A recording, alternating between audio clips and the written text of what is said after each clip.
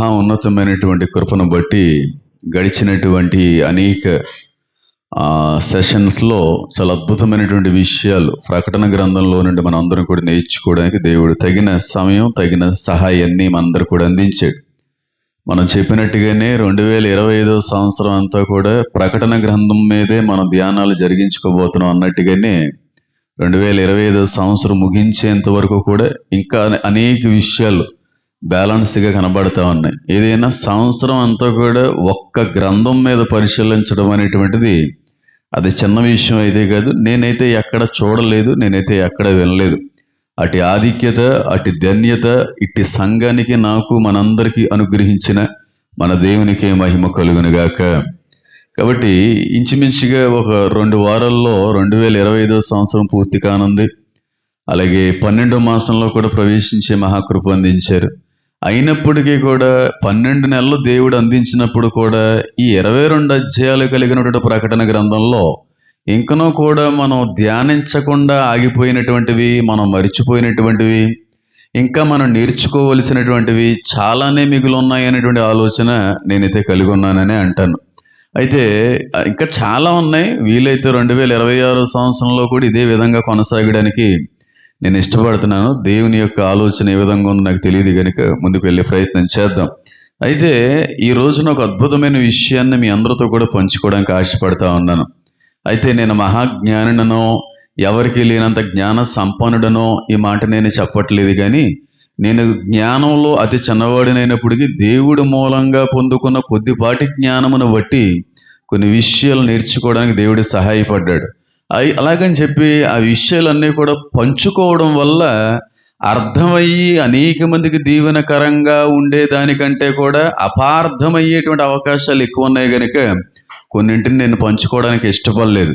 అయితే ఒక 2 సంవత్సరాల నుండి ఒక విషయాన్ని చెప్పాలి, ఒక విషయాన్ని ఖచ్చితంగా పంచుకోవాలి, దీన్ని ఎట్టి పరిస్థితుల్లో కూడా దాచిపెట్టకూడదు అని అనుకుంటా ఉండేవాడిని. కానీ పంచితే, నలుగురితో మాట్లాడితే ఈ విషయాన్ని, నాకు అర్థమైనటువంటిది, దేవుడు నాకు బయలుపరిచినటువంటి విషయాన్ని లోకంతో పంచడం వల్ల వాళ్ళకి అర్థం కాని కారణాన్ని బట్టి అపార్థమయ్యి నేను కూడా ఒక తప్పుడు బోధకుడు పేరు వచ్చేసేటువంటి ప్రమాదం ఉంటుందేమో అనేటువంటి భయంతో ఆ విషయాన్ని చెప్పడానికి నేను అంతగా ముందుకు రావడానికి తెగించలేకపోయాను. అయితే మా ఇంటి వారితో దాన్ని పంచుకున్నాను. మా అమ్మగారితో భోజనం చేసే సమయంలో 1-2 సార్లు ఆ విషయాన్ని నేను పంచుకున్నాను. కానీ సంఘంతో కానీ, భార్య గారితో కానీ, యూట్యూబ్లో కానీ, లైవ్లో కానీ ఎక్కడ కూడా పంచుకోవడానికి నాకు ధైర్యం సరిపోలేదు. ఎందుకనంటే ఇది అందరూ నమ్మకపోగా చాలా దుష్ప్రభావం మన మీదకి వచ్చేటువంటి అవకాశం ఉంది కనుక నేను ఆగిపోయాను. అయితే రీసెంట్గా ఒక 1 నెల రోజుల క్రితం లలిత్ కుమార్ గారు అనేటువంటి ఒక హైందవ రక్షకులుగా కొనసాగుతున్నటువంటి, హైందవ ధర్మం కొరకు పోరాడుతున్నటువంటి ఒక వ్యక్తి లలిత్ కుమార్ గారు మన క్రాంతితో ఇంటర్వ్యూ చేస్తూ ఒక మాట మాట్లాడారు. ఆ మాట నాకు షార్ట్ రూపంలో ఎవరో పంపిస్తే దాన్ని గమనించాను. ఏమనంటే, ఏమండి, యేసుక్రీస్తు ప్రభు అనేటువంటి వాడి దేవుడైతే, ఆయన కృపా సంపన్నుడైతే, ఆయన నిజంగా మనిషిని ప్రేమించేటువంటి వాడైతే ఒకే ఒక్కసారి మనిషి పుట్టడానికి, ఆ ఒక్కసారి మనిషి చచ్చిపోవడానికి అవకాశం ఇవ్వడం ఏంటండి? నిజంగా మనిషి పుట్టడం ఒకసారి, మరణించడం ఒకసారి ఉన్నప్పుడు అందరినీ దేవుణ్ణి తెలుసుకునేటువంటి వారిగానే పుట్టించాలి కదండి. కొంతమందిని హైందువులుగా, కొంతమందిని క్రైస్తవులుగా, కొంతమంది బౌద్ధులుగా, కొంతమంది ముస్లిమ్స్లుగా సృజించడంలో, ఆ కుటుంబంలో పుట్టించడంలో దేవుడి యొక్క ఉద్దేశం లేదంటారా? ఒకే ఒక్కసారి మనిషి పుట్టి చచ్చిపోతున్నప్పుడు, ఆ మనిషి పుట్టి చచ్చిపోయినప్పుడు తర్వాత తీర్పు జరుగుతుందని బైబిల్ చెప్తుంది కనుక మరి నమ్మని వారి పరిస్థితి ఏంటండి అన్నట్టుగా ఆయన మాట్లాడేటువంటి ప్రయత్నం చేశారు. ఇలాంటి మాటలు చాలా నా దగ్గర వరకు వచ్చినాయి. అయితే నేను ఏం మాట్లాడబోతున్నానో, దేని గురించి చర్చించబోతున్నానో అనేటువంటి విషయం కానీ ఆలోచిస్తే, అసలు జన్మలు అనేటువంటివి ఉన్నాయా? ఇన్కార్నేషన్ అనేటువంటిది ఉన్నదా? మనిషి మరొక జన్మలో పుట్టేటువంటి అవకాశం ఉన్నదా? మనిషి చనిపోయిన తర్వాత మరొక రూపాల్లో పుట్టేటువంటి అవకాశం ఉన్నదా? ఒక మనిషికి ఎన్ని జన్మలు అనేటువంటి ఉన్నవి? అసలు ఇది వాక్యానుసారమైనటువంటి విషయమా కాదా? కొంతమంది మాట్లాడుతున్నట్టుగా మనిషి కోతులా పుడతాడని, మనిషి కుక్కలా పుడతాడని, మనిషి పురుగులా పుడతాడని, ఈ మాటలంతా కూడా వాస్తవానికి సత్యాలేనా? అసలు జన్మలు అనేటువంటివి ఉన్నాయా లేదా? ఒకవేళ దేవుడు నిజంగా ఉన్నవాడైతే మనిషికి ఒకే జన్మిస్తే ఒక్క జన్మలోనే దేవుని తెలుసుకునేటువంటి వారిగా ఎందుకు కలుగు చేయట్లేదు? ఆ ఒక్క అవకాశాన్ని కూడా ఒకే ఒక్క అవకాశం ఇచ్చి ఆ అవకాశంలో తెలుసుకున్న వాళ్ళకే పరలోకం అనేటువంటిది ఎంతవరకు కరెక్ట్ అనేటువంటి అనేక మాటలకి, అనేక బోధలకి సమాధానం ఇచ్చేటువంటి సందేశంగానే ఈ సందేశం ఉండబోతా ఉందని నేనైతే నమ్ముతున్నాను. అయితే అన్నిటికంటే కూడా ముందుగా చాలామందికి వ్యతిరేకంగా మాట్లాడుతున్నాను అని అనిపించవచ్చు, కానీ వాస్తవానికి నా పరిచర్య ఆరంభం నుంచి కూడా నేను మాట్లాడిన స్టాండ్ ఏదన్నా ఉందంటే, ఆదాము నుండి సృష్టి సృజింపబడలేదు. ఇది నేను ఎన్నిసార్లైనా చెప్తాను. ఆదాముని దేవుడు ఎప్పుడైతే సృజించాడో అప్పటి నుండే సృష్టి అనేటువంటిది ప్రారంభించబడింది, అప్పటి నుంచే సృష్టి అనేటువంటిది కలుగు చేయబడింది అనే దాన్ని నేను నమ్మే వ్యక్తిని కాదు. ఆదాము కంటే కూడా ముందు నుంచి కూడా సృష్టి అనేటువంటిది ఉన్నదని, సృష్టి యొక్క వయసు కొన్ని లక్షల కోట్ల సంవత్సరాల నుంచి కూడా సృష్టి అనేటువంటిది కొనసాగుతూ ఉందని, అయితే ఆదాము కాలం నుండి ఈనాటికి 6000 సంవత్సరాలు పూర్తయిందని, కేవలం సృష్టి అంతా కూడా 6000 సంవత్సరాలకు ముందే ప్రారంభించబడింది అనేటువంటి మాట పూర్తిగా నేను కొట్టివేస్తూ ఉంటాను. సృష్టి అనేటువంటిది కొన్ని లక్షల కోట్ల సంవత్సరాల నుంచి కూడా కొనసాగుతూ ఉంది. ఇది ఎప్పటిది కాదు, ఆదాము నుండి ప్రారంభించబడినది అస్సలు కాదు. ఎందుకని అంటారా? ఆదికాండం 1వ అధ్యాయంలో చూస్తే భూమి నిరాకారముగా ఉండెను అనేటువంటి మాట కనబడుతుంది. యెషయా గ్రంథం 45వ అధ్యాయంలో కానీ చూస్తే దేవుడు భూమిని నివాసయోగ్యముగా చేసి దాన్ని సిద్ధపరిచి స్థిరపరిచెను అని ఉంటుంది. సిద్ధపరచును అనే మాటతో వదిలేసి ఉంటే బాగానే ఉన్నాను, పైగా దాన్ని స్థిరపరచును అనేటువంటి మాటను బట్టి కూడా దేవుడు భూమిని కలుగు చేసిందే నలుగురు జీవించడానికి, నివాసయోగ్యంగా ఉండడానికి భూమిని తయారు చేశాడు. ఆయన ఫస్ట్ భూమి చేసినప్పుడు భూమి అనేక మందికి నివాసయోగ్యంగా ఉండడానికి చేశాడు. కానీ ఆదాము కాలం నుండి కానీ మనం చూస్తే, బైబిల్ ఆరంభాన్ని కానీ మనం ఆలోచన చేస్తే భూమి నివాసయోగ్యంగా ఉన్నట్టుగా లేదు. ఏమనుంది అక్కడ? భూమి నిరాకారముగా ఉండెను. ఒకసారి చూడండి, ఆదికాండం 1వ అధ్యాయం, ఆదికాండం 1వ అధ్యాయం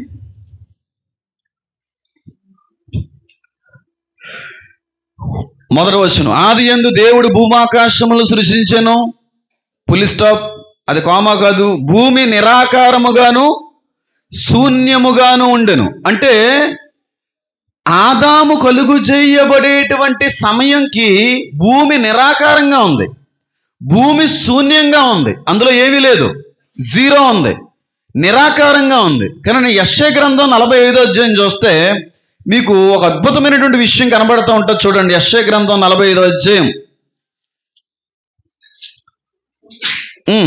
18వ వచనం.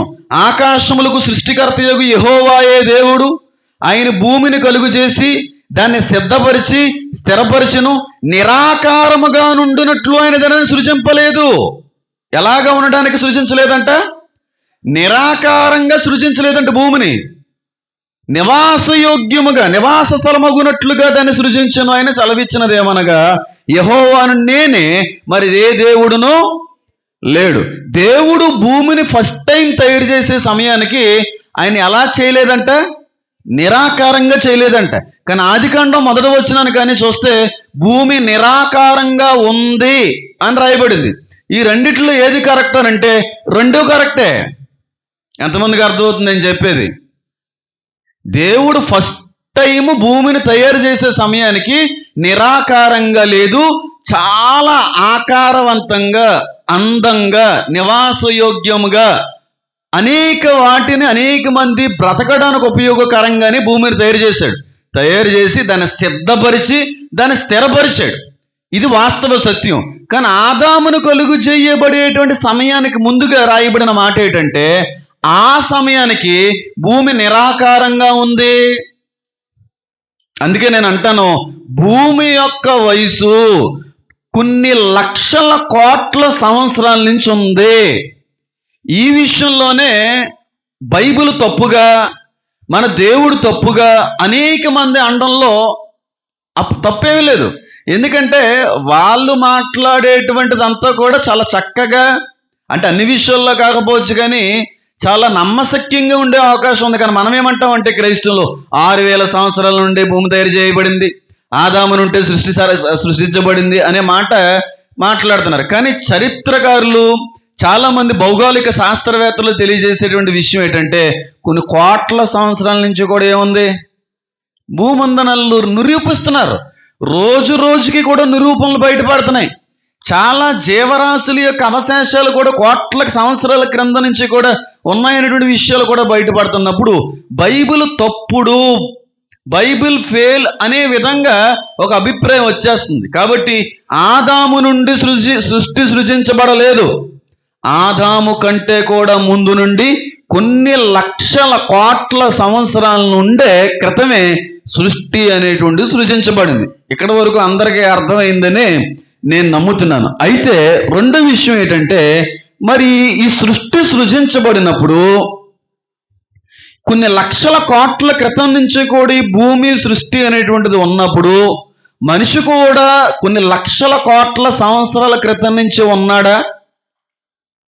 ఒకవేళ ఉంటే ఇప్పుడున్నటువంటి మనుషులకి అప్పుడున్నటువంటి మనుషులకి తేడా ఏమన్నా ఉందా? లేకపోతే సృష్టి అనేది, మానవ జాతి అనేటువంటిది ఈ 6000 సంవత్సరాల ప్రారంభం నుంచి మాత్రమే మొదలైందా అనేటువంటి అనేక విషయాలు మీతో నేను పంచుకునే ప్రయత్నం చేస్తాను. అయితే మొట్టమొదటిగా చిన్న విషయాన్ని మిమ్మల్ని నుంచి నేను తెలుసుకోవడానికి ప్రయత్నం చేస్తాను. ఎంతమంది జన్మలు ఉన్నాయి అని నమ్ముతారు? జన్మలు, పునర్జన్మ ఉందని, మరొక రూపంలో మనిషి పుడతా ఉంటాడని అని నమ్మే వాళ్ళు ఎంతమంది ఉన్నారు? చేయెత్తగలరా? జన్మలు ఉన్నాయి. ఎందుకు తెగించట్లేదు? జన్మలు ఉన్నాయని చేతులు ఎత్తేవాళ్ళు. అంటే పోయిన జన్మలోనేమో కుక్కలాగా, ఈ జన్మలో మనిషిలాగా, లేకపోతే ఈ జన్మలో మనిషిలాగా పుట్టి చచ్చిపోయి ఇంకో కుటుంబంలో పుట్టడం, చచ్చిపోయిన తాతయ్య గారి కొడుకులా పుట్టడం, చచ్చిపోయిన అమ్మమ్మ గారు ఈసారి ఏమో భార్యలా పుట్టడం. అప్పుడు వాయా వరసలు లేని దేవుడు అవుతాడు మన దేవుడు. అలా ఎందుకు అవుతాడు? ఆయన పరిశుద్ధుడు.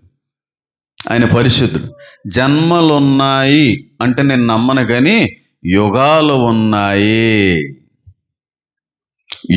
ఉన్నాయి, అందులో సందేహం అనేది లేదు. జన్మలు వేరు, యుగాలు వేరు. ఆ యుగంలో ఎవరున్నారు ఉండుంటారో, ఆ యుగంలో మనం ఏమై ఉన్నాము అనే దానికంటే కూడా చాలా విషయాలు మీతో మాట్లాడే ప్రయత్నం చేస్తాను. ఒక మాట చెప్తున్నాను, నీ బర్త్ ఇయర్ ఎంతరా? నీ ఏ సంవత్సరంలో పుట్టావు? 2002 అంతే. అంటే ఇంచుమించుగా 13 సంవత్సరాలు, 23 సంవత్సరాలు నీకు. ఈ జయప్రకాష్ పాల్ అనేటువంటి వ్యక్తి యొక్క శరీరపు వయసు 23 సంవత్సరాలే, కానీ వ్యక్తి యొక్క ఆత్మ వయసు కొన్ని లక్షల కోట్ల సంవత్సరాలు. నేను అంతవరకే చెప్పాలనుకుంటున్నాను. నీ బర్త్ ఇయర్ ఎంతమ్మా? 97, అంటే ఇంచుమించుగా 28 సంవత్సరాలు. ఎలియాజర్ అనేటువంటి వ్యక్తి యొక్క శరీరపు వయసు 28 సంవత్సరాలు మాత్రమే, కానీ ఆ వ్యక్తి శరీరంలో ఉన్నటువంటి ఆత్మ యొక్క వయసు కొన్ని లక్షల కోట్ల సంవత్సరాలు. నేను మరలా చెప్తున్నాను చూడండి, మన శరీరం యొక్క వయసు చాలా తక్కువే, కానీ ఆ శరీరంలో ఉన్న ఆత్మ ఉందో చూడండి, దాని యొక్క వయసు కొన్ని లక్షల కోట్ల సంవత్సరాలు వయసు కలిగినది అది. అందుకే దేవుడు కూడా ఒక అద్భుతమైన మాట లేఖనాల్లో మాట్లాడతాడు. తల్లి గర్భములో నీవు పిండముగా రూపింపబడక మునుపే నువ్వు ఎవరో నేను ఎరుగుదును అన్నాడు. అంటే ఆ ఆత్మ శరీరధారి పుట్టక మునిపే ఆత్మని ఏమే అన్నాడు దేవుడు? తెలుసు ఆయనకి. ఆత్మని గ్రహించిన దేవుడు, ఆత్మని ఎరిగిన దేవుడు. మళ్ళీ చెప్తున్నాను చూడండి, మన శరీరాలు 30 సంవత్సరాలు కావచ్చు, 40 సంవత్సరాలు కావచ్చు, 60 సంవత్సరాలు కావచ్చు, 80 సంవత్సరాలు వయసు కలిగిన శరీరాలు అయి ఉంటే ఉండుండొచ్చు, కానీ మన లోపలున్న ఆత్మ యొక్క వయసు కొన్ని కోట్ల సంవత్సరాల క్రితం నుంచే రూపొందించబడ్డాయి. చాలా వయసు ఉంటుంది లోపల ఉన్న ఆత్మ వయసు. ఇదంతా కూడా మీకు తెలియపరిచే ప్రయత్నం చేస్తాను. జన్మలున్నాయి అంటే నేను నమ్మను. జన్మలున్నాయని ఇతర మతస్థులు నమ్ముతూ ఉంటారు. దానికి చాలా జరిగినటువంటి సంఘటనలు కూడా జతపరిచి మాట్లాడుతూ ఉంటారు. కానీ క్రైస్తవ సమాజంలో ఇప్పుడు అలాంటి సాక్ష్యాలు లేవు. ఇప్పుడు జన్మలు అనేటువంటివి ఉన్నాయని నేను నమ్మను, కానీ యుగాలు అనేటువంటివి ఉన్నాయి, యుగాలు అనేటువంటివి ఉన్నాయి అని నేను చెప్పగలను. బైబిల్ గ్రంథం అంతట్లో యుగాలు అనేటువంటి ప్రస్తావన కానీ మనం చేసినట్టయితే ఒక 40-50 సార్లు రాయబడింది యుగాల కోసం. 40-50 సార్లు రాయబడింది యుగాల కోసం. లేని దానికోసం దేవుడు అన్నిసార్లు రాయిస్తాడా? మనం ఉన్నది ఒక యుగం, అంతకు ముందు ఇంకొక యుగం జరిగింది, దాని తర్వాత ఇంకొక యుగం జరగబోతా ఉంది. అంతకు ముందు ఎన్ని యుగాలు జరిగినాయో నాకు తెలియదు. యుగాలు ఉన్నాయి. ప్రతి యుగంలో కూడా ఈ ఆత్మ పుడుతూనే ఉంటది. ధైర్యంగా చెప్పగలను ఈ మాటను. నేను ఎప్పటి వరకు నేను ఆగాను, ఎప్పటి వరకు చెప్పాలా వద్దని చెప్పి సంకోచించాను, కానీ దీనికి అవసరమైన ప్రతి ఆధారాన్ని కూడా మీ అందరి ముందు కూడా పెట్టడానికి నేను ఇష్టపడతా ఉన్నాను. ప్రతి యుగంలో యుగానికి ఒక్కసారి మాత్రం ఈ ఆత్మ పుట్టేటువంటి అవకాశం దేవుడు ఇస్తాడు అనే అభిప్రాయం నేను కలిగి ఉన్నాను. బైబిల్ అంతట్లో 40-50 సార్లు యుగాలు యుగాలు యుగాలు అనేటువంటి ప్రస్తావన రాయబడింది. ఓన్లీ ప్రకటన గ్రంథంలోనే యుగాల యొక్క ప్రస్తావన 14 సార్లు రాయబడింది. ఎన్నిసార్లు అండి? 14 సార్లు. యుగాలు అనేటువంటి మాట ప్రకటన గ్రంథంలోనే 14 సార్లు రాయబడిందంటే అది ఉన్న విషయం అంటారా, లేని విషయం అంటారా చెప్పండి? ఖచ్చితంగా ఉన్న విషయమే. మొట్టమొదటిగా ప్రకటన గ్రంథం 1వ అధ్యాయం 6వ వచనాన్ని మనం చదివినట్టయితే యుగాల యొక్క ప్రస్తావన అక్కడ రాయబడింది. చూడండి. మనల్ని ప్రేమించుచు తన రక్తం వలన మన పాపము నుండి మనల్ని విడిపించిన వానికి మహిమయు ప్రభావమును యుగ యుగములు కలుగునుగాక. ఎన్ని యుగాలు కలగలగాక? ఎన్ని యుగాలు ఉంటే అన్ని యుగాలు కూడా అటు దేవునికి మహిమ కలుగునుగాక. ప్రకటన గ్రంథం 15వ అధ్యాయం 3వ వచనం చదువుతాం చూడండి. 15:3 వారు ప్రభువా దేవా సర్వాధికారి, నీ క్రియలు ఘనమైనవి ఆశ్చర్యమైనవి, యుగములకు రాజా. దేనికి రాజైనా? యుగములకు రాజా. ఒకే యుగం అనుకోండి. ఈ ఆత్మ ఈ లోకంలో ఇదే మొట్టమొదటిసారి పుట్టడం అనుకోండి. యుగమునకు రాజా అని రాయబడును. కానీ అక్కడ ఏమి రాయబడి తెలుసా? యుగములకు రాజా. అంటే మనం పుట్టింది ఒక్కసారి కాదు, అనేక యుగాల్లో పుట్టున్నావేమో. జన్మలు అనట్లేదు నేను. యుగమునకు రాజా లేదు, కానీ యుగములకు రాజా. అక్కడ ఏకవచనం కాదు, బహువచనం అనేది కనబడుతుంది. మనం పుట్టినది ఇది ఒక యుగం అయితే దానికంటే ముందు అనేక యుగాలు ఉన్నాయని, అటు యుగాలన్నిటికీ కూడా ఆయన రాజుగా ఏలి ఉన్నాడని వాక్యం ద్వారా మనకు చాలా అద్భుతమైన రీతిలో కనబడుతూ ఉంది. అలాగే ప్రకటన గ్రంథం 20వ అధ్యాయము, ప్రకటన గ్రంథం 20వ అధ్యాయము 10వ వచనం వారిని మోసపరిచి అపవాద అగ్ని గంధకముల గల గుండములో పడవేయబడును, అచ్చట క్రూర మృగమును అబద్ధ ప్రవక్తి ఉన్నారు, వారు యుగ యుగములు రాత్రింబగల్లో. అంటే ముందు ముందు రోజుల్లో కూడా యుగాలు వస్తాయనా లేవనా? ఈ యుగం కంటే వెనకాల యుగాలు ఉన్నాయి, జరిగినాయి. ఈ యుగం తర్వాత కూడా యుగాలు రాబోతున్నాయి. యుగ యుగాలు కూడా వాళ్ళు వేదన పడతారనేటువంటి మాట రాయబడింది. ప్రకటన గ్రంథం 20వ అధ్యాయము 22వ అధ్యాయం క్షమించారు. ప్రకటన గ్రంథం 22వ అధ్యాయం 5వ వచనం రాత్రికి ఎన్నడను ఉండదు, దీపకాంతి అయినను సూర్యకాంతి అయినను వారికి అక్కర్లేదు, దేవుడైన ప్రభువారు వారి మీద ప్రకాశించును, వారు యుగ యుగములు రాజ్యము. వారు యుగ యుగములు రాజ్యము చేయదు. మనం ప్రస్తుతం రాజ్యం చేస్తున్నావా? మనం ప్రస్తుతం రాజ్యం చేస్తున్నావా? చేయట్లేదు. ముందు రోజుల్లో చేస్తామా? 100% చేయబోతున్నాం. ఎన్నిసార్లు చేస్తాం? ఒక్కసారి చేయబోతున్నామా? యుగ యుగాలు చేయబోతున్నాం అని అంటే వాక్యం సెలవిస్తూ ఉంది, యుగ యుగములు రాజ్యము చేయుదురు. ఎవరు వీరు? ఎవరైతే ప్రభు అయిన యేసుక్రీస్తు వారిని సొంత రక్షకుడిగా స్వీకరిస్తారో, ఎవరైతే ఈ యుగ సంబంధమైనటువంటి దేవతల చేతిలో నుంచి విడిపించబడి తన పాపాలు తన అమూల్యమైన రక్తము చేత కడగబడతారో, ఎవరైతే క్రీస్తును సొంత రక్షకునిగా ఈ యుగమందు ధరిస్తారో అటు వారందరూ వచ్చు యుగములలో ఏలుదురు అనే మాట రాయబడింది.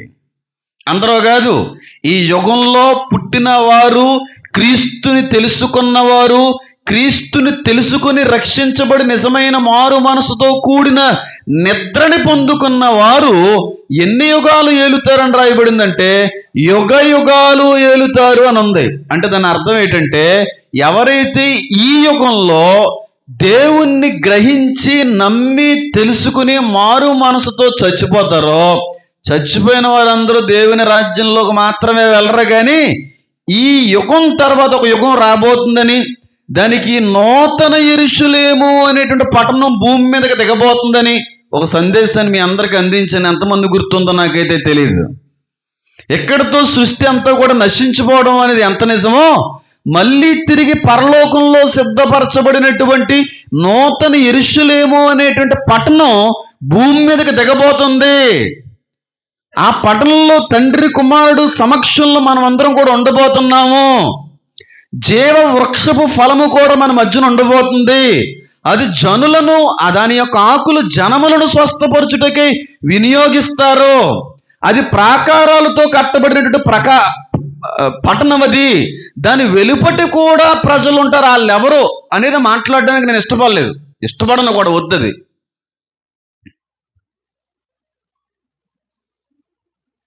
యుగాలు జరిగాయి, యుగాలు మళ్ళీ రాబోతున్నాయి. ఇలా వాక్యంలో ఉన్నటువంటి లేఖన ఆధారాలన్నీ కూడా తీసుకుని మాట్లాడితే సమయం సైతం సరిపోదేమో అని అంటాను. జన్మలు ఉన్నాయని నేను మాట్లాడట్లేదమ్మా, యుగాలు మాత్రం ఉన్నాయి. దాన్ని అయోన్ అని పిలుస్తూ ఉంటారు. పీరియడ్ ఆఫ్ టైం, సమయము, కాలము అని అర్థం అన్నమాట.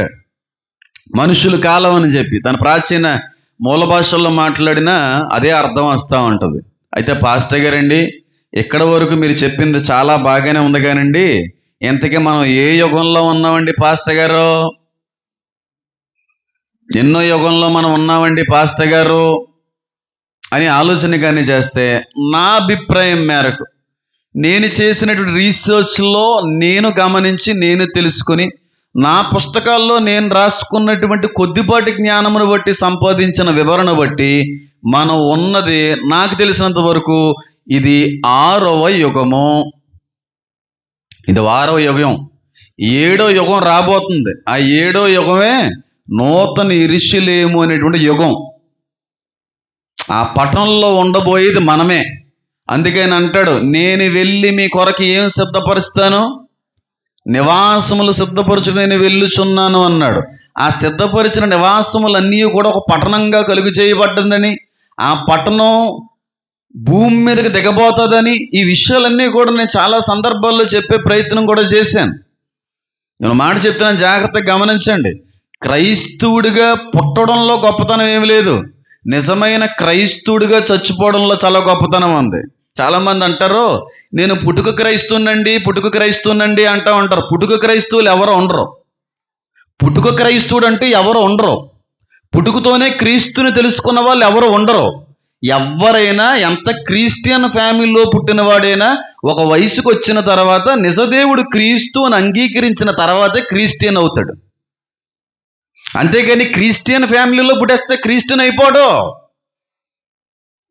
ఏ ఫ్యామిలీలో పుట్టినా క్రీస్తును తెలుసుకుని రక్షించబడితేనే క్రిస్టియన్ అవుతాడు. కాబట్టి నేను పుట్టుక క్రైస్తవునే అనకండి. అలాగైతే నేను పుట్టుక క్రైస్తవునే, ఎందుకంటే నేను పుట్టే సమయానికి అమ్మా నాన్న రక్షించబడ్డారు కనుక. కానీ నేను ఎప్పుడు పుట్టుక క్రైస్తవుని అన్నాను. నేను ఇండియన్ హిందూ అనే అంటాను. ఎప్పుడు కూడా నా కుల ధృవీకరణ పత్రికల్లో ఇండియన్ హిందూ అనే ఉంది. పుట్టుక క్రైస్తవులు ఎవరో ఉండరు, పుట్టుక హైందవులు ఎవరో ఉండరు, పుట్టుక జైన్స్, పుట్టుక బుద్ధిస్ట్ ఎవరో ఉండరు. ఒక వయసు వచ్చిన తర్వాత ఏ దేవుడైతే దేవుడు నువ్వు నమ్మి తెలుసుకుంటావో అప్పుడు నుంచి ఆ మతం అనేటువంటిది నీకు వర్తించే అవకాశం ఉంటుంది తప్ప పుట్టుక క్రైస్తవం ఉండదు. ఎంత పాస్టర్ గారి కుటుంబంలో పుట్టిన వ్యక్తి అయినా ఆ వ్యక్తి పెరిగి ఎదిగిన తర్వాత క్రీస్తుని తెలుసుకొని రక్షణ పొందుకుంటేనే క్రిస్టియన్ అవుతాడు. ఇప్పుడు మా చెల్లి క్రైస్తవ ఫ్యామిలీలోనే పుట్టింది. ఆవిడ క్రిస్టియనా? ఆవిడ క్రిస్టియన్ కాదు. ఆవిడకి రక్షణ లేదు. ఆవిడ క్రైస్తవులు అనిపించుకోదు. ఆవిడ ఇంకనూ కూడా లోక సంబంధమైన వ్యక్తే. అదేంటండి అలా అని అంత పెద్ద మాట అనేశారు? మీ తాతయ్య గారు పాస్టర్ గారు కదా, మీ అమ్మగారు నాన్నగారు రక్షించబడ్డారు కదా, మరి మీ చెల్లెలు వారు క్రైస్తవురాలు కాకపోవడం ఏంటి? నేను అదే అంటున్నాను, పుట్టుకతోనే క్రైస్తవులు ఎవరు ఉండరు. జాగ్రత్తగా గమనించండి. ఒక వయసు వచ్చిన తర్వాత క్రీస్తును సొంత రక్షకునిగా తెలుసుకుంటేనే వాళ్ళు క్రైస్తవులు. క్రీస్తును అనుసరించేవారు క్రైస్తవులు. క్రీస్తుకు దూరంగా ఉండేవాళ్ళు క్రైస్తవులు కాదు. ఎంతమందికి అర్థమవుతుంది నేను చెప్పింది? అర్థమవుతుందని నేను చెప్పింది. కాబట్టి నా అభిప్రాయం మేరకు, నా అభిప్రాయం అని చెప్తున్నట్టు అర్థం చేసుకోండి. తర్వాత రోజుల్లో మళ్ళీ ఆడుకునే ప్రజలు మళ్ళీ పుడతారు కనుక ముందుగా చెప్తున్నాను ఈ వాటిని.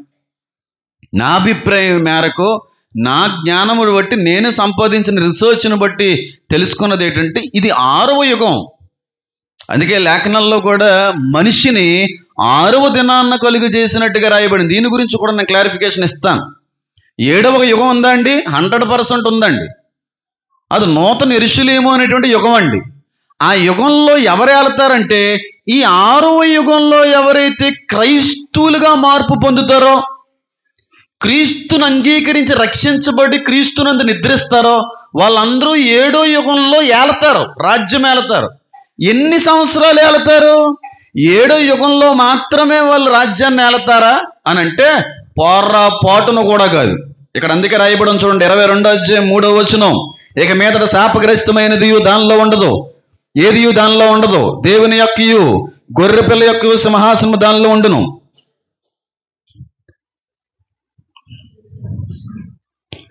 ఆయన దాసులైన సేవించు ఆయన ముఖదర్శనము చేయుచుందురు. ఆయన నామం వారి నొసలు యందుండును.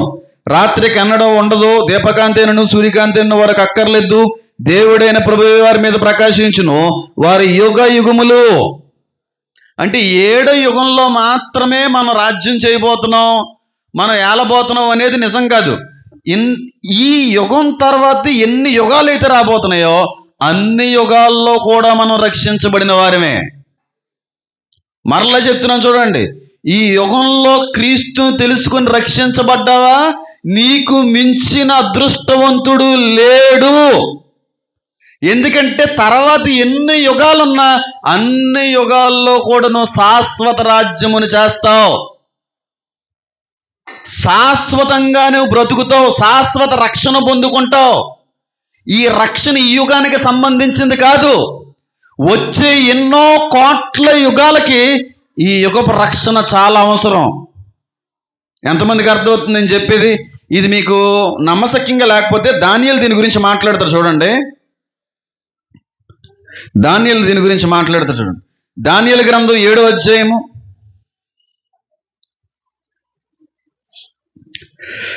దానియేలు గ్రంథం 7వ అధ్యాయం. ఇది చెప్పిన తర్వాత చాలా మంది చాలా వరకు నా అభిప్రాయానికి ఏకీభవించేటువంటి వారిగా మారిపోతారు. చూడండి, దానియేలు గ్రంథం, నేను ఇది చెప్తానంటే మా అమ్మగారు వద్దన్నారు ఒక రోజున. వద్దురా బాబాలంటే చెప్పకో, వద్దు, ఎందుకు వచ్చినాయి అన్నారు ఆవిడ. మరి ఆ కరుణాకర్ గారు మాట్లాడిన తర్వాత ఇక్కడ బైబిల్ తేడా కొడుతున్నట్టుగా, దేవుడు అనేవాడు అన్యాయం చేస్తున్నట్టుగా అనిపించింది కనుక నేను ఈ ప్రస్తావనలోకి రావడానికి ప్రయత్నం చేశాను. దానియేలు గ్రంథం 7వ అధ్యాయము 17వ వచనం, ఎట్లనగా ఈ మహాజంతువులు 4 ఉండి లోకమందు ప్రభుత్వము చేయబోవు 4 రాజులను సూచించున్నది. అయితే మహోన్నతుని పరిశుద్ధులే రాజ్యాధికారమునందుదురు. వారి యుగ యుగములు యుగాంతముల వరకు ఏం చేస్తారు? ఎవరల్లో? మహోన్నతుని. మనం ఎవరు? పరిశుద్ధుల సమూహం ఆనంద బైబిల్లో. పరిశుద్ధుడైన దేవుని అంగీకరించిన మనం అందరూ కూడా పరిశుద్ధ దేవుని జనాంగమా, యాజక జనాంగమా. మనం అందరం కూడా పరిశుద్ధులుగానే వాక్యం తెలియపరుస్తూ ఉంటుంది. ప్రభువునందు నిద్రించిన వారందరూ ధన్యులు. మహోన్నతుని పరిశుద్ధులే యుగముల వరకు ఏం చేస్తారు? ప్రకటన గ్రంథం 2:22-3 కాదు, దానియేలు 7 అధ్యాయంలో కూడా చాలా క్లియర్గా రాయబడింది తెలుసా, పరిశుద్ధులు యుగ యుగాలు మహోన్నతుని పరిశుద్ధులు, నిజమైనటువంటి మహోన్నతిని ఎరిగిన వారు, నిజమైనటువంటి దేవుణ్ణి తెలుసుకున్నవారు, నిజమైన క్రీస్తు రక్తంలో కడగబడిన వారు, నిజమైన దేవుడిని రక్షణలో దేవుణ్ణి అంగీకరించి రక్షించబడిన వారందరూ చెప్పండి యుగ యుగముల వరకు రాజ్యం చేస్తారు. ఈ ఒక్క యుగంలో నిజమైన దేవుడు ఎవరు నువ్వు తెలుసుకోగలిగితే వచ్చే ఎన్ని కోట్ల యుగాలున్నా అన్ని కోట్ల యుగాలలో నువ్వు రక్షించబడిన దానివే, రక్షించబడిన వ్యక్తివే. లాస్ట్ అండ్ ఫైనల్ ఛాన్స్ ఇది. ఎంత ధన్యత తెలుసా క్రైస్తవులుగా మనం ఉండడం అనేది, క్రీస్తుని తెలుసుకోవడం అనేది. మనం అనుకుంటున్నాం ఇక్కడితో అయిపోయింది, తర్వాత పరలోకానికి వెళ్ళిపోతాం, దేవుడు బహుమానాలు ఇచ్చేస్తాడు, తర్వాత నూతన యెరూషలేము పట్టణంలో మనం అందరం ఉంటాం, అక్కడ వరకు అనుకుంటున్నారు. కాదండి, దాని తర్వాత ఎన్ని యుగాలు ఉన్నాయో నాకు తెలియదు, ఎన్ని యుగాలు రాబోతున్నాయో నాకు తెలియదు. అన్ని యుగాల్లో కూడా మనం రక్షించబడిన దేవుని వారసులుగానే కొనసాగబోతా ఉన్నాం. ఎన్ని యుగాలు మారినా, ఎన్ని యుగాలు రాబోతున్నా, అన్ని యుగాల్లో రాజ్యము చేసే రాజు నా ప్రభువైన యేసు క్రీస్తు వారి. గట్టిగా చప్పట్లు కొడుతూ దేవుని మహింపరుద్దాం. ఆయన యుగ యుగములకు కూడా రాజుగా ఉంటాడని వాక్యం సెలవిస్తాం. అందుకే ఆయన అంటాడు కదా, మార్పు లేని దేవుడని నేను, నిన్న నేడు నిరంతరము ఒకడే. చాలా మందికి అర్థం కావట్లేదు. ఎందుకు అర్థం కావట్లేదు అంటే, క్రైస్తువులుగా ఉన్నటువంటి మనకే వాక్యం ఏమైంది, అపార్థమైంది. మనకు అర్థం కాలేని కారణాన్ని బట్టి, లోకానికి అర్థవంతంగా చెప్పలేని కారణాన్ని బట్టి మరింత దూరం అయిపోతున్నారు దేవునికి. ఆలోచన చేశారు ఎప్పుడన్నా? జన్మలు ఉన్నాయని నేను మాట్లాడలే, మళ్ళీ మళ్ళీ తరచుగా దీన్ని రిపీట్ చేస్తున్నానంటే ఎక్కడన్నా పొరబడతారేమో అని. జన్మలు ఉన్నాయని నేను మాట్లాడను, కానీ యుగాలు ఉన్నాయని మాత్రం నేను ఒప్పుకుంటాను. అది బైబిల్ మాట్లాడుతుంది కనుక. అయితే దానియేలు చెప్పినట్టుగా, ప్రకటన గ్రంథంలో యోహాను గారు మాట్లాడినట్టుగా యుగ యుగాలు కూడా రాజ్యం చేసే వాళ్ళు ఎవరంటే క్రైస్తవులే, నిజ క్రైస్తవులు. అందరూ కూడా కాదండి, మాదిరికరంగా నిజమైనటువంటి నూతన సృష్టిలో భాగం అయ్యి నూతనంగా మరలా జన్మించిన వ్యక్తి అట్టి స్థితిలో ఉంటాడు తప్ప, బాప్తీసం పొందేసుకున్న వాళ్ళందరూ అట్టి విధంగా ఉంటారంటే అది కుదరదు. మరలా నూతనముగా జన్మించి ప్రభువునందు నిద్రించేటువంటి సమయముకి నిష్కలంకమైన అతి పరిశుద్ధమైన సాక్షిగా చచ్చిపోతే ఆ ఆఖరి క్షణమందైనను పశ్చాత్తాపంతో కూడిన మరణం అనేది నీకు సంభవిస్తే ఖచ్చితంగా దేవుని రాజ్యంలో ఉండడంతో పాటుగా వచ్చే ఎన్ని యుగాలన్నా అన్ని యుగాల్లో కూడా దేవుని వారసులుగానే మనం కొనసాగబోతా ఉన్నాం. అందులో సందేహం లేదు. అయితే ఇది ఎన్నో యుగం అండి పాస్టర్ గారు అని అడిగితే నా అభిప్రాయం మాత్రమే చెప్తున్నాను సుమి, ఇది 6వ యుగం అంటాను. దీనికి ముందు 5 యుగాలు జరిగి ఉండొచ్చు, అంతకంటే ఎక్కువ కూడా ఉండుండొచ్చు అని నేను అంటాను. అయితే చాలామంది అనుకుంటారు పడద్రోయబడినటువంటి సాతాను వారి యొక్క సమూహం ఆదాము కాలం తర్వాత, ఆదాము కాలానికి సమీపంలోనే పడద్రోయబడిన అంటారు. కాదు, సాతానుతో పడద్రోయబడిన దేవదూతలు కొన్ని లక్షల కోట్ల సంవత్సరాల క్రితమే పడద్రోయబడ్డారు. కోట్ల సంవత్సరాల క్రితం వాళ్ళు భూమిని పాడు చేస్తూనే ఉన్నారు. భూమినేటి చాలా గ్రహాలు, చాలా వాటిని పాడు చేస్తూనే వాళ్ళు ముందుకెళ్ళే ప్రయత్నం చేశారు.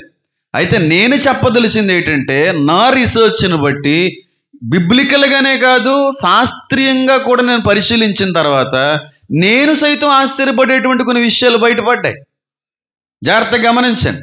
వచ్చేటువంటిది 7వ యుగం, అది నూతన యెరూషలేము అనేటువంటి యుగము. ఆ తర్వాత కూడా ఉంటాయి. ప్రస్తుతం 6 యుగంలో ఉన్నాం మనం. దానికి ముందు ఇదే ఆత్మ ఒక 6 యుగాల్లో 6 సార్లు పుట్టుండొచ్చు అని నేను నమ్ముతాను. ఎందుకో కూడా చెప్పే ప్రయత్నం చేస్తాను. 5 సార్లు క్షమించాలి, దారుది కాబట్టి ఎందుకో కూడా చెప్పే ప్రయత్నం చేస్తాను. కొంతమంది శాస్త్రవేత్తల యొక్క బృందం, సైన్స్ ఏమని చెప్తా ఉంటుందంటే, భూమి యొక్క వయసు, ఈ భూమి యొక్క వయసు 450 కోట్ల సంవత్సరాల క్రితమే భూమి ఉంది. మనం ఉన్న భూమి యొక్క వయసు 450 కోట్ల సంవత్సరాలు దీని వయసు. ఆదాము నుంచి లెక్క పెట్టుకుంటే ఎన్ని సంవత్సరాలు? ఇప్పటికే 6000 సంవత్సరాలు అవుతున్నాయి. మన అంతకుముందు కలుగు చేయబడినటువంటి భూమి మీద ఎవరున్నారు?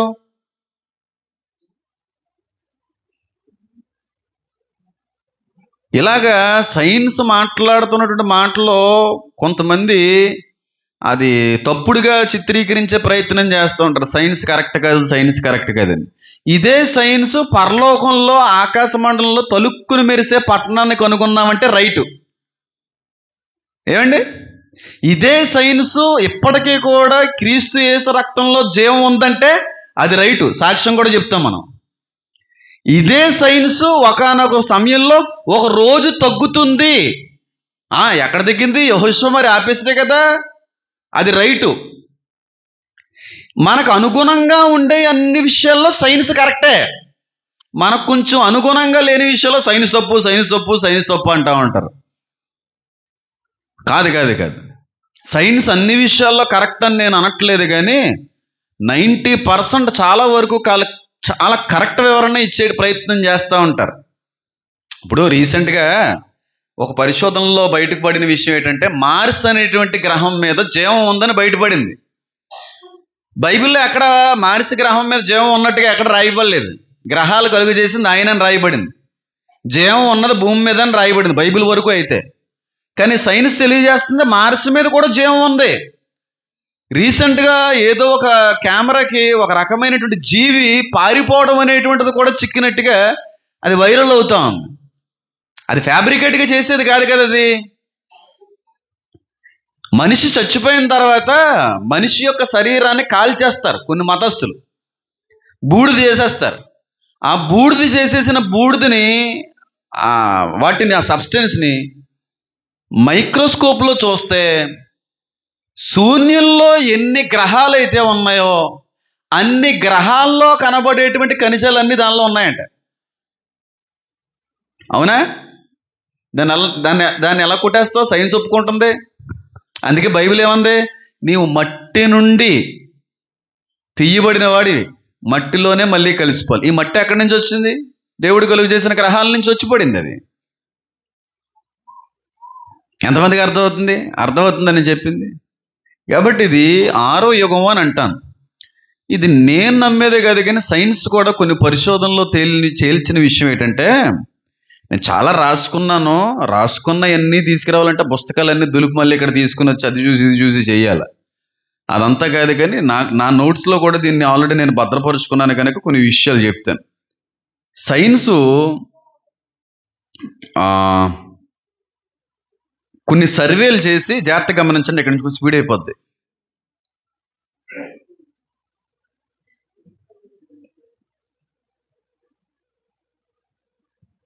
సైన్స్ అనేటువంటిది రీసెంట్ కొన్ని సర్వేస్లో ఇచ్చినటువంటి నివేదిక ఏంటంటే, ఇప్పటి వరకు మా అంచనా మేరకు, మా ఆలోచన మేరకు మాకు తెలిసింది, మేము గ్రహించింది ఏంటంటే, ఈ భూమి ఇప్పటికే 5 సార్లు ఎక్స్టెంట్ అయ్యింది. భూమి మీద జీవం ఇప్పటికే 5 సార్లు అంతరించిపోయింది అని సైన్స్ నివేదిక ఇచ్చింది. 5 సార్లు మాస్ ఎక్స్టింక్షన్ అనేది జరిగింది ఈ భూమి మీద. అంటే దాని అర్థం ఏంటంటే, భూమిని పాడు చేసి మళ్ళీ భూమి మీద కొత్త జీవం పుట్టి, మళ్ళీ ఆ భూమిని మళ్ళీ పాడైపోయి మళ్ళీ కొత్త జీవం పుట్టి, మళ్ళీ ఆ భూమి అంతా కూడా ఎక్స్టెంట్ అయిపోయి జీవరాశి అంతా అంతరించిపోయిన ఇవన్నీ ఇప్పటికి 5 సార్లు జరిగి ఉండొచ్చు అని శాస్త్రవేత్తలు ఒప్పుకుంటున్నారు. 5 సార్లు. అర్థమవుతుందా నేను చెప్పింది? నేను మీకు అర్థమవుతుందా? ఇప్పుడు మనం ఆదాముని సృజించబడిన తర్వాత ఈ భూమి అంతా నాశనం అయిపోతుంది కదా. తర్వాత రోజున ఒకనొక రోజున యేసుక్రీస్తు ప్రభు వారు వచ్చి 1000 ఏళ్ల పరిపాలన చేసిన తర్వాత భూమి నశించిపోతుంది. నూతన ఆకాశము, నూతన భూమి మళ్ళీ రాబోతాం. అంటే కొత్త భూమిని తయారు చేస్తాడని కాదు, మళ్ళీ నిరాకారంగా ఉన్నదాన్ని మళ్ళీ ఏం చేస్తాడు? ఆకారవంతంగా మారుస్తాడు. పరిశుద్ధాత్ముడి పనిది. ఇలాగా ఒక్కసారి భూమి మీద జీవం అంతా అంతరించిపోయి మళ్ళీ కొత్త జీవం పుట్టి మళ్ళీ ఎన్నో కోట్ల లక్షల సంవత్సరాల తర్వాత మళ్ళీ భూమి అంతా నాశనం అయిపోయి మళ్ళీ కొత్త జీవం ఇలా పుట్టడం అనేది ఇప్పటికీ 5 సార్లు జరిగింది అని సైన్స్ ఒప్పుకుంటా ఉంది. 5 సార్లు. ఇది 6వ సారి. ఈసారి జరిగేటువంటి ఎక్స్టింక్షన్, అంతరించిపోవడం అనేది పొల్యూషన్ బట్టి, చాలా రకాలైన వాయువులను బట్టి, వాయు కాలుష్యాన్ని బట్టి ఈ 6వసారి మళ్ళీ భూమి ఎక్స్టింక్షన్ అయిపోద్ది అని అంటున్నారు వాళ్ళు. ఇప్పటికి 5 సార్లు అంతరించిపోయిందంట. అంటే చాలామంది ఏమంటారంటే ఆదాము కాలంలోనే డైనోసార్లు ఉండేవని. ఆదాము కాలంలో డైనోసార్లు లేవు. ఆదాము మనము ఒక కాలానికి సంబంధించిన వాళ్ళం. ఇది 6వ యుగం అంటాను. 5వ యుగం, ఆదాము కంటే ముందు యుగం 5వ యుగం ఉంది. ఆ 5వ యుగంలో ఉండేవి డైనోసార్లు అయ్యి. కొన్ని కోట్ల సంవత్సరాల క్రితం ఉండేవని శాస్త్రవేత్తలు ఒప్పుకుంటున్నారు. ఇలాగ 5 సార్లు భూమి మీద జీవరాశి అంతరించిపోయింది. ఎప్పుడు అంతరించిపోద్ది జీవరాశి? భూమి నాశనం అయినప్పుడు అంతరించిపోద్ది. భూమి కొట్టివేయబడినప్పుడు అంతరించిపోద్ది. భూమి నాశనం అవ్వకుండా జీవరాశి అనేది అంతరించిపోదు. ఇలాగ ఇప్పటికీ 5 సార్లు భూమి నాశనమైందని, ఇప్పటికీ 5 సార్లు మాస్ ఎక్స్టింక్షన్ అనేటువంటి జరిగిందని శాస్త్రవేత్తలు ఒప్పుకున్నారు. అర్థమవుతుంది నేను చెప్పేది? మొట్టమొదటిసారి నేను చదువుతాను చూడండి. ఫస్ట్ టైము 443 కోట్ల సంవత్సరాల క్రితం ఫస్ట్ టైం భూమి నాశనం అయిపోయింది. దాన్ని ఏమని అంటారంటే ఆర్డోవిషియన్ సులుయిరియన్ అనేటువంటి యుగంగా పిలుస్తూ ఉంటారు. ఆ టైంలో 85% జీవరాశి నశించిపోయింది. 443 కోట్ల సంవత్సరాల క్రితం ఫస్ట్ టైం భూమి నశించిపోయింది. ఇది ఫస్ట్ అంతరించిపోవడం. తర్వాత మళ్ళీ కొత్తగా మళ్ళీ సృష్టి, కొత్త జీవం అనేది పుట్టింది. తర్వాత 374 కోట్ల సంవత్సరాలకి లేట్ డివోనియన్ అనేటువంటి ఎక్స్టింక్షన్ జరిగిందని, అప్పుడు 75% జీవరాశి నశించిపోయిందని. ఫస్ట్ టైం అంతరించిపోవడానికి సీ లెవెల్ అంతా కూడా తగ్గిపోయింది. సముద్ర మట్టం అంతా దిగిపోయింది. ఒక భయంకరమైనటువంటి మంచు యుగం అనేటువంటిది నడిచింది. సముద్ర జీవులన్నీ కూడా చచ్చిపోవడం అనేటువంటి జరిగింది. ఇది ఫస్ట్ టైం 443 కోట్ల సంవత్సరాల క్రితం. తర్వాత మళ్ళీ 374 కోట్ల సంవత్సరాలకి మళ్ళీ ఇంకొకసారి నశించిపోయింది. దాని తర్వాత 250 కోట్ల సంవత్సరానికి పెర్మియన్ ట్రియాసిక్ అనేటువంటి పేరు ఉంది దానికి. అప్పుడు మళ్ళీ 3వసారి యుగం అనేటువంటిది అంతరించింది. తర్వాత క్రిటాషియస్ అనేటువంటి అది ఎప్పుడు జరిగింది అనేది క్లియర్ మెన్షన్ లేదు, కానీ అది కూడా జరిగింది. ఈ యుగంలోనే, ఈ 5వ యుగంలోనే డైనోసార్స్ అనేటువంటి అంతరించిపోయినాయని, ఒక భయంకరమైనటువంటి గ్రహం భూమిని తాకిందని, ఆ తాకిన కారణాన్ని బట్టే డైనోసార్స్ అనేటువంటివి 4th లేదండి ఇది 6th కాబట్టి 5th టైం, దానికి ముందు యుగంలో అంతరించిపోయే అవకాశాలు ఉంటాయని వాళ్ళు మాట్లాడుతూ ఉంటారు. ఇప్పుడున్నది 6వ యుగం. ఈసారి కూడా అంతరించిపోదు. ఒకప్పుడు యుగాల్లో అయితే వాల్కనిక్ ఇరప్షన్స్, అగ్ని పర్వతాలను బట్టి, మంచును బట్టి, ఉష్ణోగ్రతలను బట్టి, లేదంటే ఆకాశం నుంచి పడినటువంటి గ్రహములను బట్టి భూమి 5 సార్లు అంతరించిపోయిందని చెప్తే 6వసారి మాత్రం మిక్కిలి వేండ్రమైన అగ్నితో భూమి ఏమైపోద్దనుంది? దహించిపోవును. ఇది 6వసారి భూమిని దేవుడు నాశనం చేసే విధానం అగ్నితో. ఆకాశం నుంచి మళ్ళీ గ్రహాల, ఉలకల ఏమైనా కావచ్చు, అవి మళ్ళీ రాలతాయి. ఆకాశంలో నక్షత్రాలు ఎలా రాలిపోతాయని అన్నాడు బైబిల్లో? అంజురూపకాయలు రాలినట్టు రాలిపోతాయి. అంటే డైనోసార్స్ కాలంలో భూమిని ఎలాగైతే కాల్చేశాడో, ఈ 1000 ఏండ్ల పరిపాలన తర్వాత మళ్ళీ కాల్చేస్తాడు. కాల్చేసి 7వ యుగ సంబంధమే 7వ యుగానికి మళ్ళీ కొత్తగా తయారు చేస్తాడనేది నా ఉద్దేశం. ఇంకా బాగా అర్థమయ్యేలా చెప్తాను. ఇక్కడ చాలామంది రైతులు ఉన్నారు. పంట వేసే ముందు పంట బాగా వేసిన తర్వాత, బాగా వచ్చిన తర్వాత, ఆ పంట అంతా చేతికి వచ్చేసిన తర్వాత ఆ పొలాన్ని అంతా ఏం చేస్తారు చెప్పాలి? కాల్చేస్తారు. ఇక పూర్తిగా అక్కడ ఉన్నటువంటి చెడు అంతా నిర్మూలం అయిపోవడానికి నీట్గా క్లియర్ చేసి కాల్చేసి మరలా కొత్త పంట వేస్తారు. అది చేతికి వచ్చిన తర్వాత మళ్ళీ ఏం చేస్తారు? ఈ 1000 ఏండ్ల తర్వాత ఈ భూమి మరలా కాలిపోబోతుంది. ఇది మొట్టమొదటిసారి కాదు, డైనోసార్స్ ఉన్నటువంటి ఈ ముందు కాలంలో కూడా జరిగింది. భూమి అంతరించిపోయింది, భూమి కాల్చివేయబడింది. మహాభయంకరమైన గ్రహ సకలాలు, గ్రహాలు భూమిని తాకడాన్ని బట్టి ఆ విధమైనటువంటి విపత్తు జరిగింది. మళ్ళీ కొత్తగా మళ్ళీ నిరాకారంగా ఉన్న భూమిని, నిరాకారం ఎప్పుడైపోద్దండి? ఎప్పుడు నిరాకారం అయిపోద్ది? Let me explain you. బాగా అర్థమయ్యేలా చెప్పే ప్రయత్నం చేస్తాను. చపాతీ పిండి ముద్ద కలుపుతారు కదా, మనం చపాతీ పిండి ముద్ద రౌండ్గా ఒక బాల్లో చేస్తారు లేదా? ఆ బాల్ని అక్కడ పెట్టారు, నీట్గా ఉంది, చాలా చూడ చక్కని రీతిలో కనబడుతుంది, మంచి ఆకారవంతంగా రౌండ్గా ఒక బంతిలా కనబడుతుంది. ఈ బంతి మీదకి ఇంతంత గులకరాలు తీసి దాన్ని కొట్టండి, లేదంటే ఆ ముద్దను తీసి నేల మీద పాడేయండి, లేదంటే దాన్ని ఇలా చిత్రవేదనం చేసేయండి. చేసేసిన తర్వాత ఆకారవంతంగా ఉంటుందా, నిరాకారంగా మారిపోద్దా? ఇప్పుడు ఆ నిరాకారంగా మారిపోయినటువంటి చపాతీ ముద్దను మళ్ళీ బాల్లో చేయగలమా? చేయలేము. 100% చేయగలం. చపాతీ ముద్దనే మళ్ళీ నువ్వు చేయగలిగితే భూమిని ఆయన చేయలేడా? ఆకారవంతంగా చేస్తున్నాడు, మనుషులకి చాలా అవకాశం ఇస్తున్నాడు, మళ్ళీ భూమిని పాడు చేస్తున్నాడు ఆయన, మళ్ళీ భూమిని మళ్ళీ సరిదిద్దుతున్నాడు, సిద్ధపరుస్తున్నాడు, నీట్గా సిద్ధపరుస్తున్నాడు, స్థిరపరుస్తున్నాడు, చాలా సంవత్సరాలు మళ్ళీ అవకాశం ఇస్తున్నాడు, మళ్ళీ పాడు చేస్తున్నాడు. అది ఆయన ఇష్టం. ఈ 6వ యుగంలో కూడా ఈ సృష్టి నాశనం అయిపోద్ది. 7 యుగానికి మళ్ళీ కొత్తగా తయారు చేస్తాడు. ఇలాగా 5 సార్లు భూమి మీద ఉన్నటువంటి జీవరాశి అంతరించిపోయిందని, ఒక్కొక్కసారి ఒక్కో రకమైన విపత్తును బట్టి భూమి మీద ఉన్నటువంటి జీవం లేకుండా పోయిందని సైన్స్ ఒప్పుకుంటా ఉంటుంది. ఇక్కడ వరకు ఓకే. 2 విషయానికి వస్తాం చూడండి. మనల్ని కోతి నుంచి వచ్చారు అని అంటూ ఉంటారు లేదా? కోతి నుంచి వచ్చారని చెప్పి. మరి మనం తోకలేదే, కోతి నుంచి వస్తే తోక ఉండాలి కదా, మరి తోకలేదేటి? మరి మూతి కూడా అలా ఉండాలి కదా. కోతి నుంచి నెమ్మదిగా ఇలా వచ్చాడు, మనిషిలా మారాడు అని అంటూ ఉంటారు. ఒకవేళ మన దేవుడు కోతి అయితే మనం కూడా కోతి నుంచి వద్దు. మన దేవుడు కోతి కాదు. శిలువ మీద ఆయన వేలాడేసినప్పుడు ఆయనకైనా తోక వేలాడుతుందా కింద? కోతిని ఏమన్నా రోడ్డు మీద పరిగెట్టించారా? కోతి వేసి బట్టలు ఏమన్నా ఇప్పించారా? ఆయన మనిషిగా వచ్చాడు, ఆ మనిషి స్వరూపంలోనే మనం కలుగు చేశాడు ఆయన. సైన్స్ ఈ విషయంలోనే కొంచెం దెబ్బ అయిపోతూ ఉంటుంది. ఎందుకంటే బిబ్లికల్గా వాళ్ళకి ఆలోచన చేయడం అనేది రాదు కనుక. కోతి నుంచి వచ్చారు అని చెప్పి దానికి ప్రూఫ్స్ కూడా చూపిస్తూ ఉంటారు, డిఎన్ఏని కూడా చూపిస్తూ ఉంటారు, కొన్ని అవశేషాలన్నీ కూడా చూపించి సైన్స్ కరెక్ట్ అని చెప్పి నిరూపించుకునే ప్రయత్నం చేస్తూ ఉంటుంది.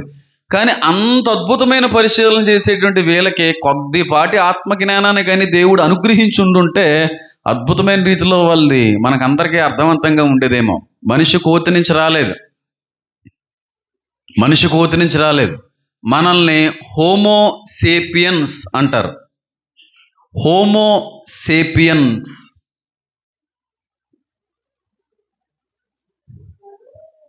ఆరో యుగం అంటున్నాను కదా, హోమో సేపియన్స్ అనేటువంటి మానవ యుగం అంటున్నాను కదా.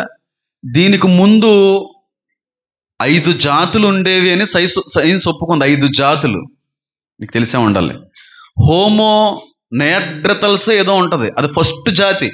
మనిషిలే వాళ్ళు, కానీ ఫుల్ ఆఫ్ జుట్టు అది ఉండి 3 అడుగుల కంటే ఎత్తుండేవారు కాదు వాళ్ళు. 3 అడుగుల కంటే ఎత్తుండే, అది కూడా నా దగ్గర ఉంటుంది. 3 అడుగుల కంటే ఎత్తుండేటువంటి వాళ్ళు కాదు వాళ్ళు. వాళ్ళని ఏమని పిలుస్తారంటే హోమో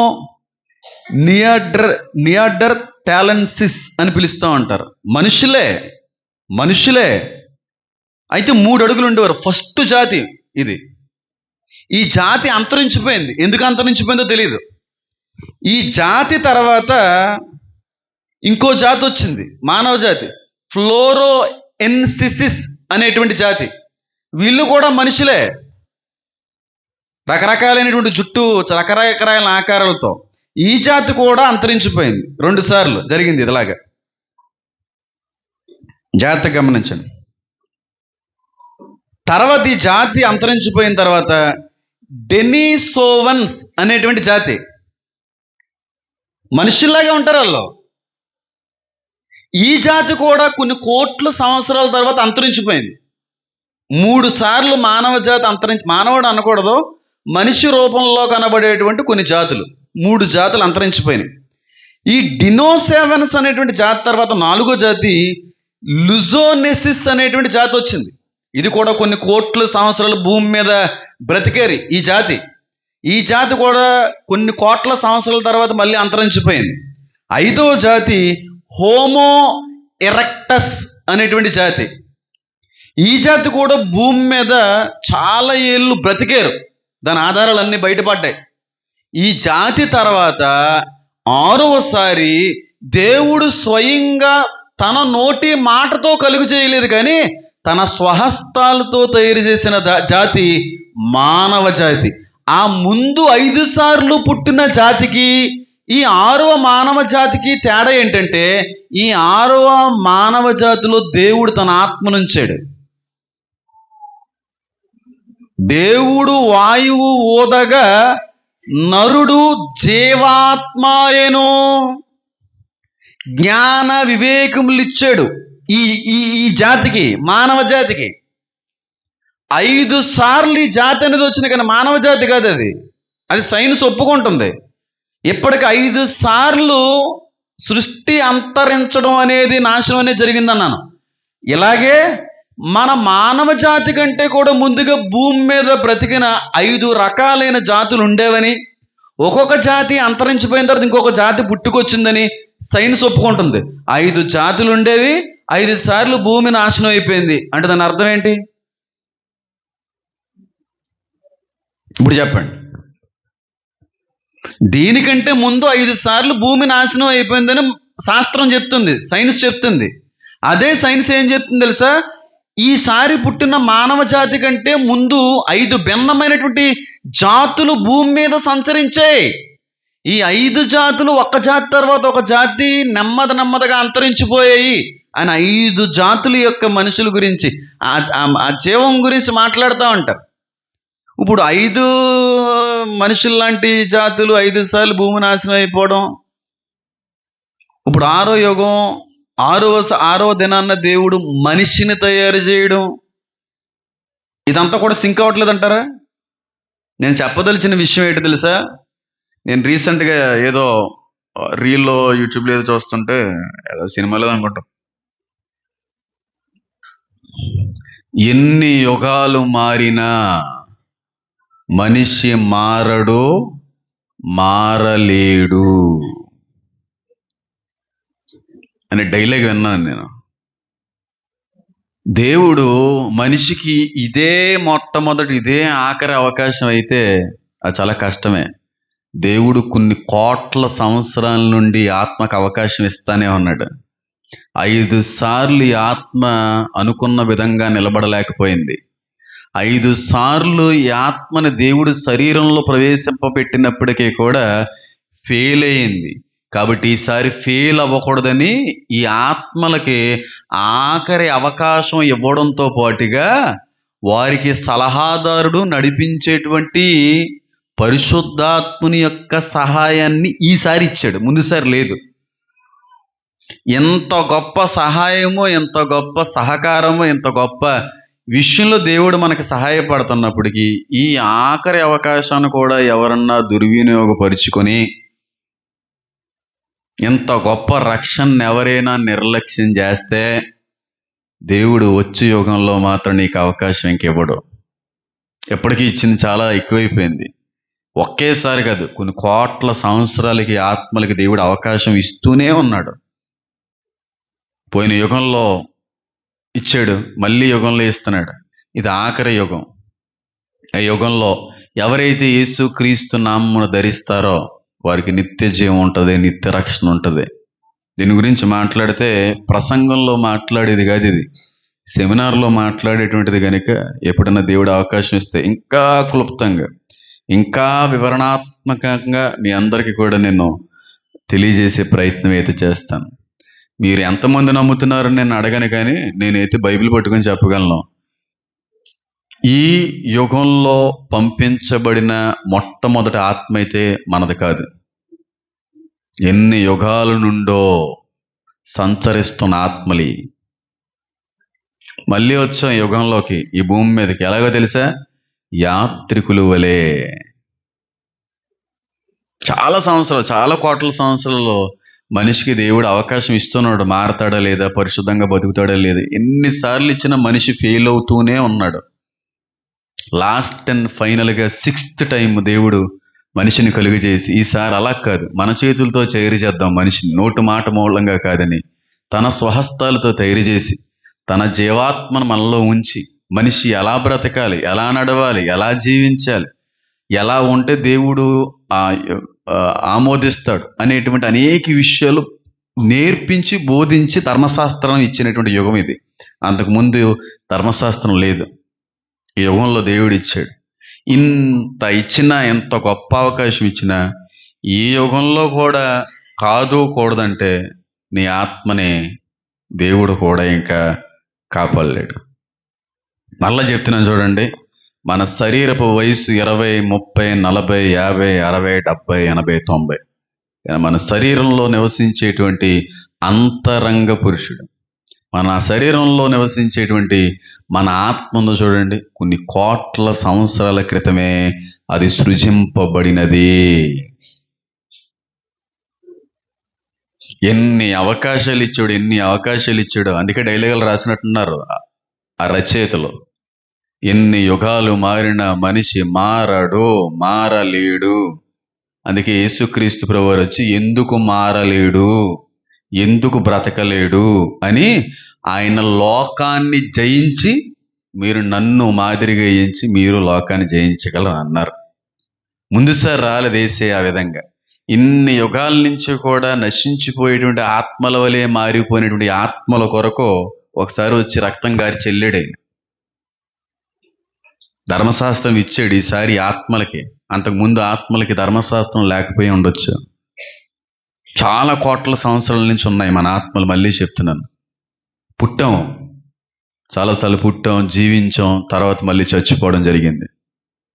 కానీ ఆత్మలన్నిటినీ పాడులోకి నడిపించేశాడు అపవాది. మళ్ళీ ఆత్మలన్నిటినీ రక్షించడానికి మళ్ళీ మళ్ళీ మళ్ళీ అవకాశం ఇస్తూనే వచ్చాడు. అది రాధా మనోహర్ దాస్ గారైనా, నేనైనా, కరుణాకర్ గారైనా, లలిత్ కుమార్ గారైనా, అది ఎవరైనా మళ్ళీ అవకాశం ఇచ్చాడు ఈ యుగంలో ఈ ఆత్మకి. కాదు కూడదంటే అందుకే అన్నాడు ఆయన, ఇంత గొప్ప రక్షణ నీవు నిర్లక్ష్యం అన్నాడు ఆయన. నిర్లక్ష్యం, లక్ష్యం ఉంచడం, నిర్లక్ష్యం వ్యక్తపరచడం చాలా డిఫరెన్స్ ఉంది. ఆఖరి యుగం, అంతేగాని ఒకసారి పుట్టించి ఈ ఒకసారి నన్ను తెలిసేసుకోవాలి అనే దేవుడి కాదు. దేవుడు ఎన్నిసార్లు క్షమిస్తాడనుంది? 70 సార్లు. అవునా కదా? ఎన్నిసార్లు పని అన్నిసార్లు నేను క్షమిస్తా అంటే, ఒక్కసారి దేవుడు పుట్టించే ఒక్కసారి ఫెయిల్ అయిపోతా నరకానికని ఎలా అంటారని మీరు అనుకుంటున్నారు? అన్నిసార్లు క్షమించే దేవుడు ఇన్ని యుగాల్లోనే అవకాశం ఇచ్చాడు. ఇప్పుడు మరింత గొప్ప అవకాశం ఇచ్చాడు. ఈసారి లాస్ట్ ఛాన్స్ కనుక నువ్వు ఎన్నిసార్లు పాపం చేసినా మళ్ళీ క్షమిస్తూనే ఉంటాడు చచ్చిపోయే వరకు. కానీ చచ్చే సమయానికి మాత్రం నిజమైన పశ్చాత్తాపంతో కూడిన మారు మనసుతో చచ్చిపోవాలి. ఎందుకంటే లాస్ట్ ఛాన్స్ కనుక, ముందు అన్ని ఛాన్సులు లేవు. ఇదే లాస్ట్ అండ్ ఫైనల్ ఛాన్స్ కనుక ఎన్ని మార్లు పడినా మళ్ళీ లెగిస్తే ఆయన క్షమించే దేవుడిగా ఉన్నాడు ఈసారి. ఎందుకంటే మళ్ళీ అవకాశం రాదు ఈ ఆత్మలకి. ఇదే లాస్ట్ అండ్ ఫైనల్ అవకాశం. మళ్ళీ మళ్ళీ ముందు రోజుల్లో, ముందు యుగాల్లో ఈ ఆత్మలకు అవకాశం ఇవ్వడు. అందుకే ఈ ఒక్కటి లాస్ట్ అండ్ ఫైనల్ ఛాన్స్లో ఎన్ని పాపాలు చేసినా ఆయన క్షమిస్తానే ఉంటాడు. కానీ చచ్చిపోయే లోపు మారాలి. చచ్చే సమయానికి కూడా మారు మనసు రాకపోతే నువ్వు అయిపోయినట్టే. అది పరిస్థితి. ఎంతమందికి అర్థమైంది నేను చెప్పింది? ఈ సందేశాన్ని కేవలం 20% మాత్రమే చెప్పాను. 80% చెప్పకూడదు, చెప్పలేదు. అది మంచిది కూడా కాదు. కాబట్టి దేవుడు ఒక్కసారి పుట్టించి ఒక్కసారి తీర్పుకు పంపించేసి దేవుడు కదా, ఎన్నో కోట్ల సంవత్సరాల నుంచి మనకు అవకాశం ఇస్తానే ఉన్నాడు. మళ్ళీ పుట్టించాడు మనిషిగా, మళ్ళీ పుట్టించాడు. తెలుసుకోండిరా, మళ్ళీ పుట్టించాడు. ఈసారి డైరెక్ట్గా వచ్చి ఆయన రక్తం గారిచేసాడు. ఈసారన్నా తెలుసుకోండి. అబ్బే మా అపవాదికే మేము లోబడిపోతాం, ఎల్లో ఒక సంబంధమైన దేవతకే మేము అప్పజెప్పేసుకుంటాం అంటే నీ ఇష్టం. అన్నిటికీ లెక్కలు ఉంటాయి. సముద్రము తన మృతులను, సముద్రం వయసు ఎంత? భూమి కంటే ముందు నుంచి ఉందంటారు, భూమి కంటే ఎక్కువ ఉందంటారు. అంటే అన్ని కోట్ల సంవత్సరాల నుంచి కూడా చేసిన ప్రతి దానికి తీర్పు అనేది ఉంది. అన్ని కోట్ల సంవత్సరాల నుంచి ఉన్న ఆత్మలన్నిటికీ కూడా ఈ యుగంలో క్షమాపణ ఉంది, ఈ యుగంలో రక్షణ ఉంది. ఆ రక్షణ క్రీస్తే అన్నాడు. కాదుకూడదంటే ఎవరేం చేయలేం. ఇది నేను చెప్పదలిచింది. జన్మలు ఉన్నాయి అనట్లేదు, కానీ యుగాలు ఉన్నాయి, యుగాలు రాబోతున్నాయి. చాలాసార్లు నా వరకు నాకు తెలిసినంత వరకు ఈ ఆత్మలు 5 సార్లు పుట్టుండొచ్చు. 6వసారి ఈసారి మానవుడిగా పుట్టడానికి దేవుడు కృప అందించాడు తన స్వరూపమందు. ఈ ఆఖరి అవకాశాన్ని ఎవరైతే ఉపయోగించుకుంటారో, యూటిలైజ్ చేసుకుంటారో, వారు శాశ్వత రాజ్యము చేస్తారు. ఎన్నిసార్లు దేవుడి ఆత్మలు భూమి మీద పుట్టించిన అన్నిసార్లు సాతాను ఆత్మలు పాడు చేస్తానే ఉన్నాడు, తప్పిస్తానే ఉన్నాడు. చాలా కోట్ల సంవత్సరాల నుంచి జరుగుతుందండి పాపం అనేది. ఇదంతా నేను మాట్లాడకూడదు, అందుకే నన్ను 100లో 20% చెప్పాలి చెప్పాను. 80% మంచిది కాదు కనుక నేను చెప్పట్లేదు. టైం వచ్చినప్పుడు ఇంకా మంచి రోజులు దేవుడు అందించినప్పుడు ఖచ్చితంగా మీ అందరితో ఈ విషయాలన్నీ కూడా పంచుకోవడానికి ప్రయత్నం అయితే చేస్తాను. కళ్ళు మూసుకుందాం, ప్రార్థన చేసుకుందాం.